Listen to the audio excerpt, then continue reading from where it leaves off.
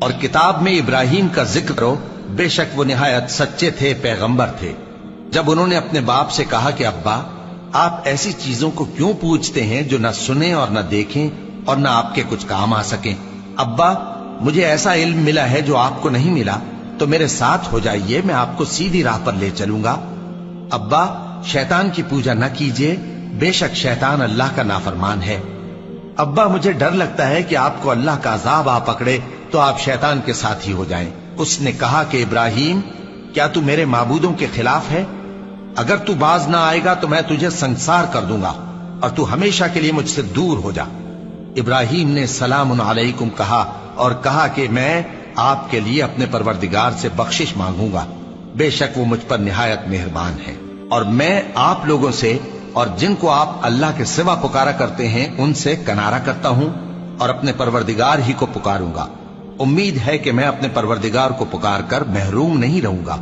اور جب ابراہیم ان لوگوں سے اور جن کی وہ اللہ کے سوا پرستش کرتے تھے الگ ہو گئے تو ہم نے ان کو اسحاق اور اسحاق کو یعقوب بخشے اور ہر ایک کو پیغمبر بنایا، اور ہم نے ان کو اپنی رحمت سے بہت سی چیزیں عنایت کی اور ان کا ذکر جمیل بلند کیا۔ اور کتاب میں موسیٰ کا بھی ذکر کرو، بے شک وہ ہمارے برگزیدہ تھے اور رسول تھے، نبی تھے، اور ہم نے ان کو طور کی داہنی طرف سے پکارا اور باتیں کرنے کے لیے نزدیک بلایا، اور اپنی مہربانی سے ان کو ان کا بھائی ہارون پیغمبر بنا کر عطا کیا۔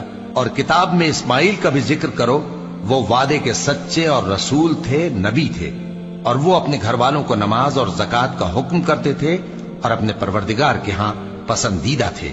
اور کتاب میں ادریس کا بھی ذکر کرو، وہ بھی نہایت سچے تھے، نبی تھے، اور ہم نے ان کو اونچی جگہ اٹھا لیا تھا۔ یہ وہ لوگ ہیں جن پر اللہ نے اپنے پیغمبروں میں سے فضل کیا، یعنی اولاد آدم میں سے، اور ان لوگوں میں سے جن کو ہم نے نوح کے ساتھ کشتی میں سوار کیا، اور ابراہیم اور یعقوب کی اولاد میں سے، اور ان لوگوں میں سے جن کو ہم نے ہدایت دی اور جنہیں برگزیدہ کیا۔ جب ان کے سامنے ہماری آیتیں پڑھی جاتی تھیں تو سجدے میں گر پڑتے اور روتے رہتے تھے۔ پھر ان کے بعد چند ناخلف ان کے جانشین ہوئے جنہوں نے نماز کو ضائع کر دیا اور خواہشات نفسانی کے پیچھے لگ گئے، سو ان قریب ان کو گمراہی کی سزا ملے گی۔